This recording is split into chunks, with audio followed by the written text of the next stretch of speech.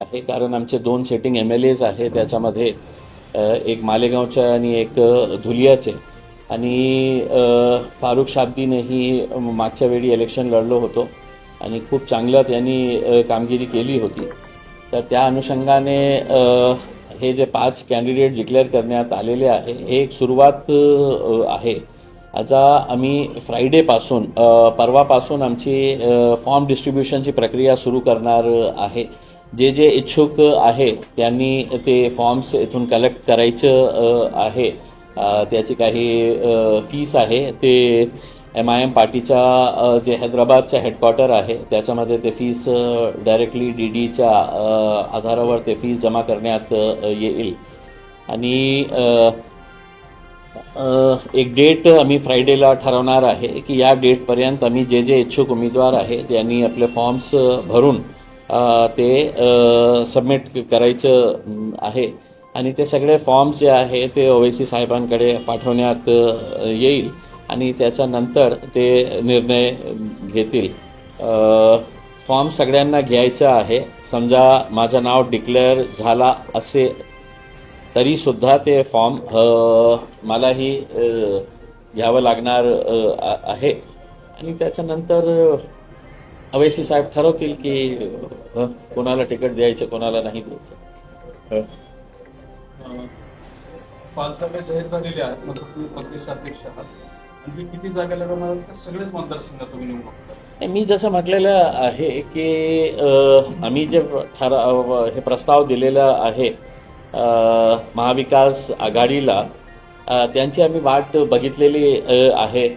पुन्हा त्यांच्याशी आम्ही संपर्क साधणार आहे एका पत्राद्वारे, कारण आम्हाला असं सांगण्यात आलेलं आहे, काही नेत्यांनी सांगितलेले आहे की मीडियाच्या वतीनेच आम्हाला सांगण्यात आलेलं आहे की आम्हाला काही अलायन्स करायचं आहे. त्यांनी सांगितलेलं आहे आम्हाला काही असा फॉर्मल पत्र मिळालेला नाही आहे पार्टीच्या वतीने.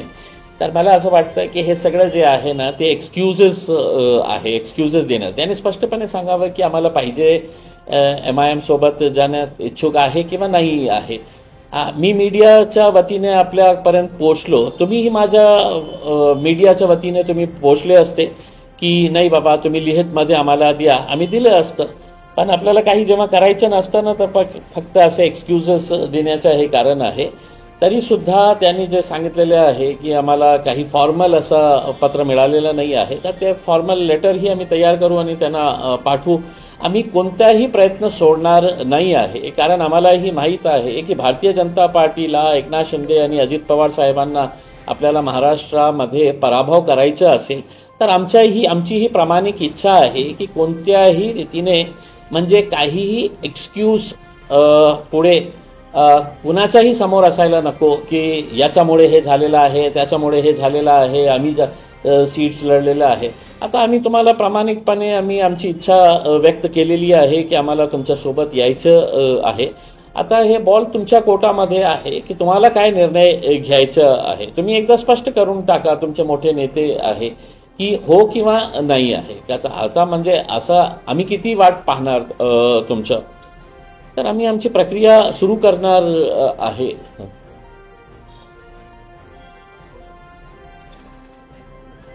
काय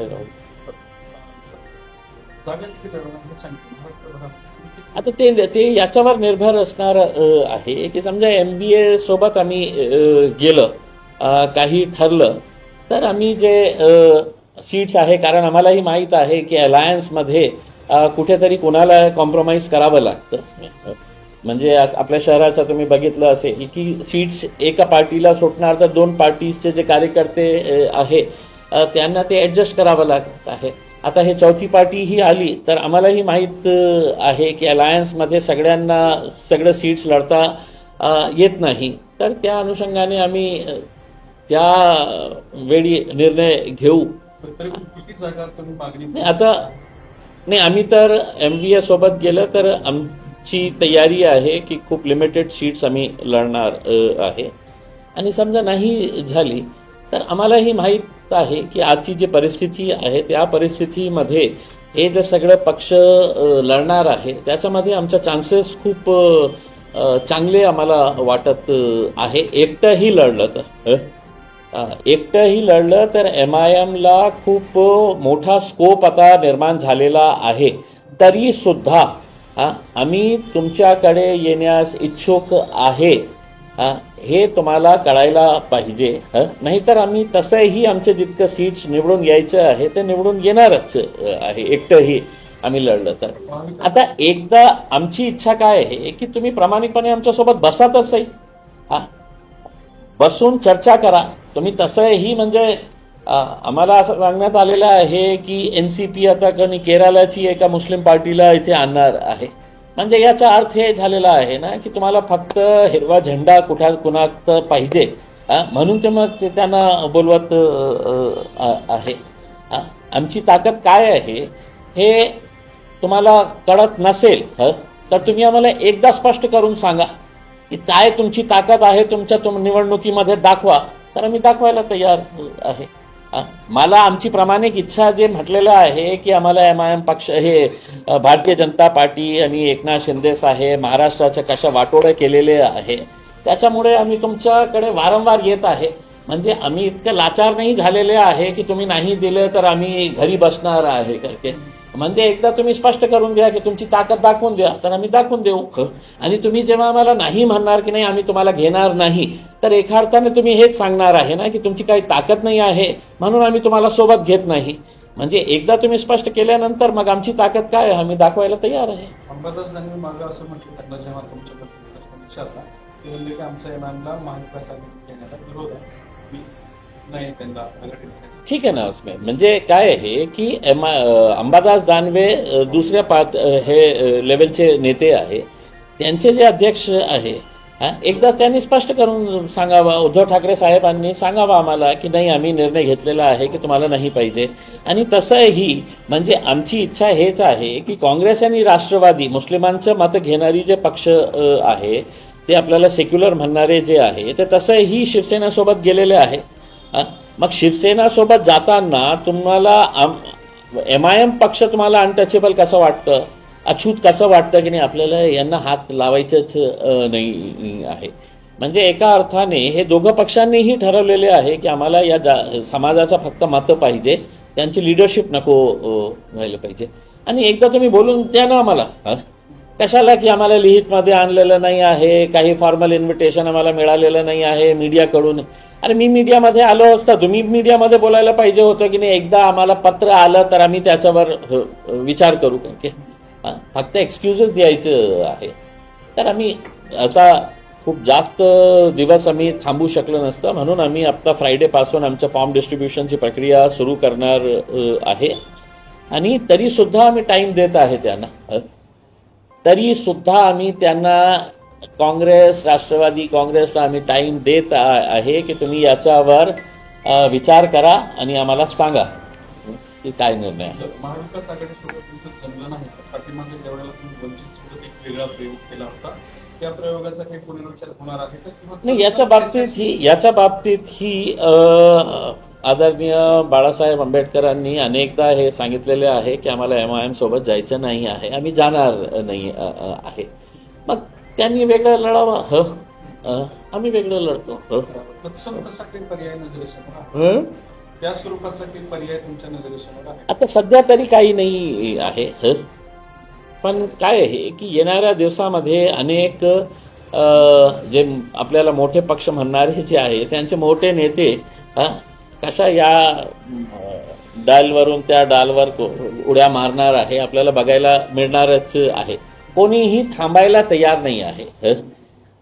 विधानसभेचं इलेक्शन असं असतं की एक नेता 5 वर्ष तयारी करतो आणि ऐन वेळी त्याला सांगण्यात येतं की नाही रे बाबा हे सीट आपल्याला सुटणार नाही आहे, हे सीट आपल्या जे अलायन्स पार्टनर आहेत त्यांना देण्यात येतं आहे. मग अशा वेळी त्या नेत्याला असं वाटतं की मी माझं 5 वर्ष कशाला वाया घालू, तर ते कुठे ना कुठे जंप करतो, दुसऱ्या पक्षामध्ये जाण्याचा प्रयत्न करतो. नाही मिळाला तर एकटा आपण इंडिपेंडंट लढण्याच्या तयारीत असतो. मग असे अनेक नेते आमच्याकडेही येणार आहे की आम्ही तुमचं तिकीट घेण्यास तयार आहे. साहेब, राज्यामध्ये सत्तेतल्या विरोधातले मिळून असे काही तिसरी आघाडीच्या चर्चा सुरू आहेत, नेते एकत्र येऊन लोकांच्या समस्या सोडवतात, जसे की बच्चू कडू असतील, छत्रपती संभाजी महाराज असतील किंवा राजू शेट्टी असतील, यांनी तिघांनी एकत्र येऊन असं जर तिसरा पर्याय जर तुमच्या समोर आला तर एमआयएम यामध्ये सामील होईल का? जर महाविकास आघाडी आला तर नक्की. मी पहिलेही याच्या बाबतीत बोललेलो आहो की म्हणजे लोक त्रस्त झालेले आहे. जे प्रस्थापित अलायन्स जे आहे ते सत्ताधारी असू द्या किंवा विपक्षामध्ये महायुती असू द्या किंवा महाविकास आघाडी असू द्या, लोकांना असं वाटतं की आपल्याला एक थर्ड पर्याय ही आवश्यक आहे. काही कॉन्क्रीट झाला तर नक्की आम्ही त्याच्या बाबतीत ही पॉझिटिव्ह राहू. एक महत्वाचे 2 सण सोबत आलेले आहेत, मोहम्मद पैगंबरांची जयंती असेल व गणेशोत्सव. तर राज्यामध्ये अनेक ठिकाणी मुस्लिम बांधवांनी 2 पाऊल पाठीमागे आलेले आहेत आणि त्या दिवशी तो उत्सव साजरा न करता त्या कोणी 2 दिवसामध्ये धुळ्यामध्ये किंवा मुंबईमध्ये आणि नाशिकमध्ये देखील 3 तास अगोदर काढणार, अशा पद्धतीचं नियोजन आहे. त्यामुळे कुठेतरी एक जो बिघडत चाललेला जातीय सलोखा आहे यामुळे एक चांगला उदाहरण या समोर आलेलं आहे. संभाजीनगरमध्ये असंच तुम्ही पुढाकार घेणार का? नाही, तुम्ही मागच्या वर्षीही अशीच परिस्थिती निर्माण झाली होती. त्यावेळी सुद्धा मुस्लिम समाजाने खूप एक चांगली भूमिका घेतली होती की आपल्याला 2 मोठे सण आहे. हिंदू समाजासाठी ही गणपती विसर्जनाचा मोठा सण असतं आणि आमच्यासाठी तर पैगंबर मोहम्मद याच्या बाबतीत काही असू द्या हे मोठंच असणार आहे. तरी सुद्धा मुस्लिम समाजाने पूर्ण महाराष्ट्रामध्ये चांगले निर्णय घेतले होते आणि यावेळी सुद्धा अनेक शहरामध्ये असे निर्णय घेण्यात आलेला आहे पोलिसांशी चर्चा करून. अच्छा, याच्या बाबतीत मी काही निर्णय घेण्यासाठी हे नाही आहे, जबाबदार नाही आहे. कारण सगळीकडे जेव्हा मोर्चे निघतं तर त्याची एक कमिटी असतं. आपल्याकडे ही एक कमिटी आहे, डॉक्टर मुर्तुजा त्याचे चेअरमॅन आहे. त्यांच्यासोबत पोलिसांचीही चर्चा झाली होती. मागच्या वेळी काहीतरी जमत नाही होता म्हणून पोलिसांनी मला सांगितलं होतं की आपणही मध्यस्थी करून, तर त्यावेळी आम्ही मध्यस्थी केली होती. ते कमिटीचे सगळे सदस्य आणि पोलिसांसोबत चर्चा केली होती आणि त्या अनुषंगाने एक कमिटी असल्यामुळे मला ते निर्णय घेण्याचा अधिकार नाही आहे. मी कमिटीलाही विनंती करणार आहे की कुठल्याही प्रकारचं असं टेन्शन होऊ नये की एका दिवसात आपल्याला सगळं काही करायचं आहे. तर त्याच्या बाबतीत त्यांनीही विचारपूर्वक निर्णय घ्यावा. मुख्यमंत्री भाषणात म्हटले की लाडकी बहीण योजनेमुळे दुसरी योजना जी आहे दुसरे ते रखडले जातात, त्यांनी सांगितलेलं आहे. भाषणात तर सगळ्यांना माहीत आहे ना. आणि मुख्यमंत्रीने हे पण सांगायला पाहिजे होतं की आम्ही हे आमची बहिणीचे लाड जे आहे ते फक्त 3-4 महिन्यासाठीच करायचे आहे.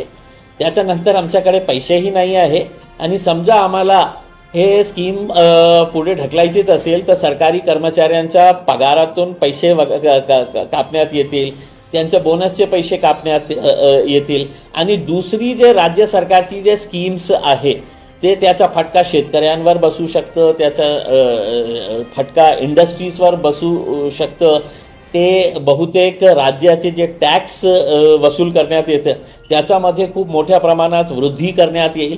कारण तुम्हाला तुमच्या लाडली बहिणींना खुश करण्यासाठी ते पैसे तुम्हाला द्यावं लागणार आहे. तर मला काहीही आश्चर्य वाटलं नाही जेव्हा मुख्यमंत्री साहेबांनी असं म्हटलेलं आहे. सगळ्यांना माहीत आहे की आज महाराष्ट्र सरकारची तिजोरीवर किती मोठा हे पडलेला आहे.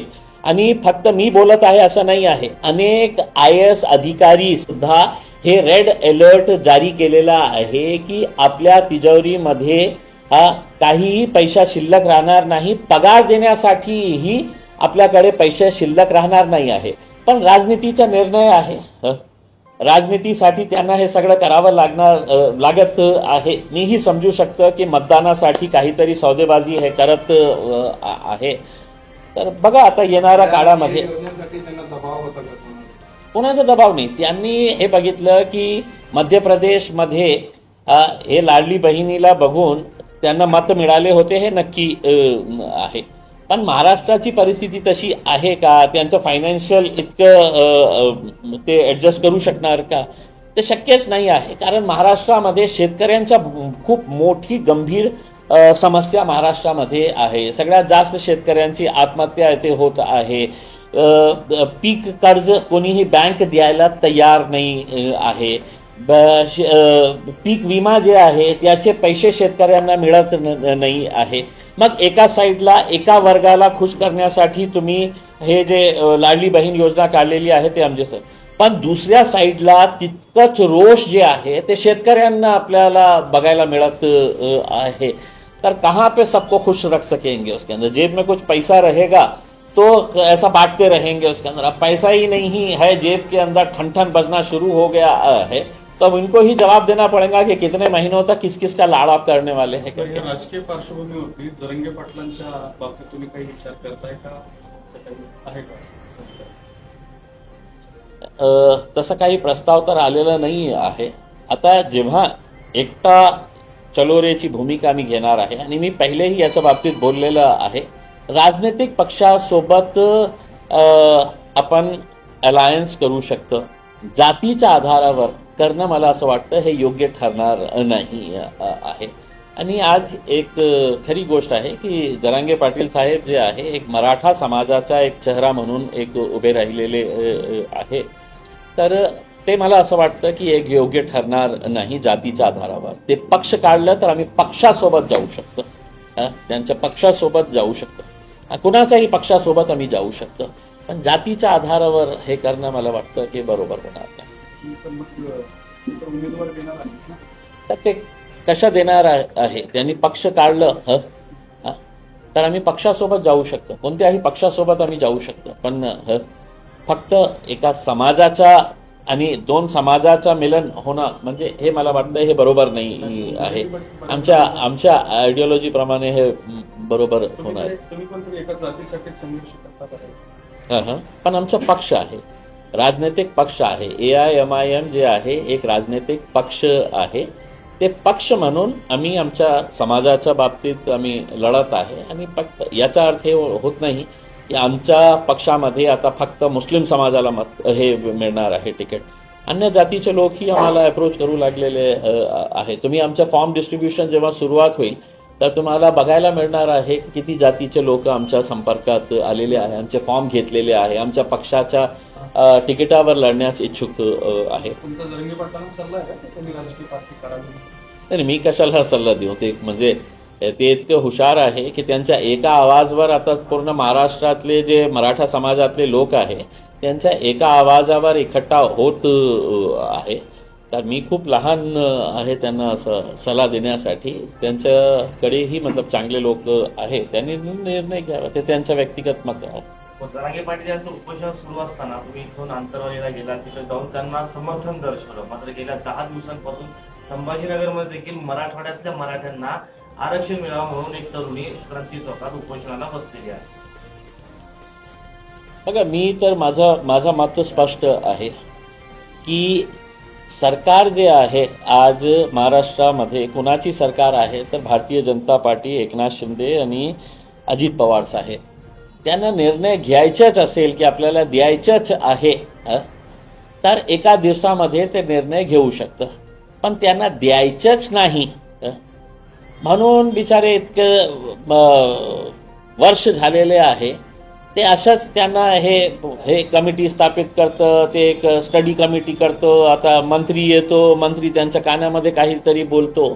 तर दुर्दैव आहे मला असं वाटतं की फक्त उल्लू बनवण्याचं हे काम सुरू आहे सरकारच्या वतीने. आणि जे विपक्षमध्ये बसलेले आहे त्यांचीही सरकार होती ना, ते आज ज्या प्रकारे सरकारवर हे बोट दाखवत आहे की हे करत नाही. मग माझा प्रश्न हे आहे की तुमचीही सत्ता होती, तुम्हाला द्यायला होतं तर तुम्ही त्यावेळी दिले असते. मग जेव्हा सत्तेमध्ये असते तर सगळ्यांना विसरून जायचं, विपक्षात आले की फक्त एकमेकांवर बोट दाखवायचं काम करायचं. आता अनेक जे विरोधी पक्षामध्ये बसलेले लोक आहे त्यांना मी एक प्रश्न विचारतो की मुस्लिमांच्या बाबतीत ही तुम्ही का निर्णय घेतला नाही जेव्हा आपली सत्ता होती? मुस्लिम आरक्षणाच्या बाबतीतही आपल्याला घ्यायला पाहिजे होतं ना. आमच्यासाठी तर कोर्टानेही होकार दिलेला होता, तर त्यावेळी तुम्ही घेतलं नाही काही निर्णय. आता सत्तेमध्ये आलेल्या लोकांवर बोट दाखवायचं. सुशील कुमार शिंदे मागे गृहमंत्री होते देशाचे, त्यावेळेला त्यांनी लाल चौकात भाषण केलं. ते म्हणजे एका व्यक्तीने मला सांगितलं भाषण करायला केलं, त्यावेळेला मी लोकप्रिय गृहमंत्री झालो. काश्मीरला जाताना मला भीती वाटायची असते. नाही, म्हणजे देशातला गृहमंत्री असणारा माणूस असं म्हणत असेल तर एक म्हणजे खूप चिंतेची बाब आहे आणि दुर्दैव म्हणावं लागेल. कारण काय आहे की ज्या टाईमला काश्मीरमध्ये आतंक होतो तर त्यावेळी आपण आपल्या लोकांना, काश्मीरी लोकांना हिंमत देण्यासाठी की नाही मी तुमच्या पाठीशी उभे आहे, देश तुमच्या पाठीशी उभे आहे, असं वक्तव्य करायला पाहिजे होतं. हे सांगणं की म्हणजे मला भीती वाटायची तर त्यांनी आम्हाला सांगायला पाहिजे होतं की मला भीती वाटते की तुम्ही जा इम्तियाज जलील, तुम्ही जा असद ओवैसी साहेब, तुम्ही जाऊ शकता का? आम्ही गेलो असतं. तुम्हाला भीती वाटली असती तर मग तुम्ही तर तुम्ही गेलं तर तुम्हाला धोका नाही ना. कशाला म्हणजे नाही असं नाही म्हणजे हे सांगणं बरोबर नाही. पुन्हा बीफ वरून एक जो अपघात केला होता नागपूरमध्ये त्यावरून बोलताना संजय राऊत असं म्हणतात की बावनकुळेंचा जो मुलगा आहे संकेत बावनकुळे यांच्या हॉटेल बिलामध्ये बीफ कटलेट आढळलेला आहे, त्यामुळे हेच काय यांचं हिंदुत्व. एकीकडे असं राऊत म्हणतात तर दुसरीकडे संजय शिरसाट त्यांना टोला लगावतात. त्यामुळे बीफ वरून पुन्हा राजकारण सुरू झालं. काय वाटतं तुम्हाला? अरे मला असं वाटतं की संजय शिरसाटने किती वेळा बीफ बिर्याणी खाल्ली असेल, आजही खात असेल. हे नाटक आमच्या समोर दाखवू नका की बीफचा आम्ही विरोध करतो, हे करतो गपचूप किती वेळा खाल्लं असेल. त्यांचं बिल आम्ही काढलं तर त्यांच्या किचनमध्ये जाऊन बघितलं तर तेही सापडतील आपल्याला. हे काय राजनीतीसाठी काही संजय राऊतांनी काढलं, त्यांना विरोध संजय शिरसाटांनी केला. नाही पण संजय शिरसाट नाही खात असेल का? तुम्हाला काय वाटतं की उसमें किती वेळा खाल्लं असेल कबाब अबाब उसमें त्यांनी सगळं खाल्लं असेल. आणि बावनकुळे साहेबांचे हे म्हणजे सगळ्यांना माहीत आहे की आज बीफवर जे ट्रेनमध्ये जे घटना घडलेली आहे हे खाणारे लोक वेगळे, सत्तेमध्ये बसलेले किंवा विपक्षांमध्ये बसलेले हे सगळे खाणारे लोक आहे. त्याचं टार्गेट कोण होत आहे तर ते गरीब 72 वर्षाचा एक जे आपल्या मुलींसाठी काही मटण घेऊन जात होता, बीफ घेऊन जात होता, ते म्हैसचा होता, कशा होता उसके अंदर. पण अशा प्रकारचे मारणे म्हणजे खाणारे लोक हेच आहे. त्याच्यामध्ये संजय राऊतही असू शकतं, बावनकुळेही असू शकतं आणि संजय शिरसाटही असू शकतं. खाणारे हे लोकच आहे. पण भडकवण्याचं काम हे बिचारे लोकांवर, आपल्या सामान्य लोकांवर करतं. आणि हे मग युवा जे आहे ते ट्रेनमध्ये बघत नाही की कोण आहे. राऊतांनी असे कुणाचं बिल वरून असं बीफ कटलेट होतं असं बोलणं कितपत योग्य वाटतं तुम्हाला? नाही ते याचं उत्तर बावनकुळेने द्यावं ना की तुम्ही आम्ही खाल्लं तर सगळं तुम्हाला दोष दिसतं. बीफ खाल्लं म्हणजे आम्ही देशद्रोही होतो आणि तुमचा मुलगा खाल्ला तर त्याच्या बाबतीत काही नाही आहे. त्यांनी बावनकुळेने तर त्यांच्या मुलगाला असं विचारायला पाहिजे होतं की कशी होती रे ते कटलेट, बीफ कटलेट, माझ्यासाठी का नाही आणलं तू? आपण सोबत बसून खाल्लं असतं ना, मी, देवेंद्र भाऊ आणि सगळे आपले मंत्री. कुठून खाल्लं होतं? आमच्यासाठी पण आण नेक्स्ट टाइम गेला तर. आणि ते बिलवाल्याला सांग ते बीफ त्याच्यामध्ये टाकू नका, फक्त कटलेट टाक.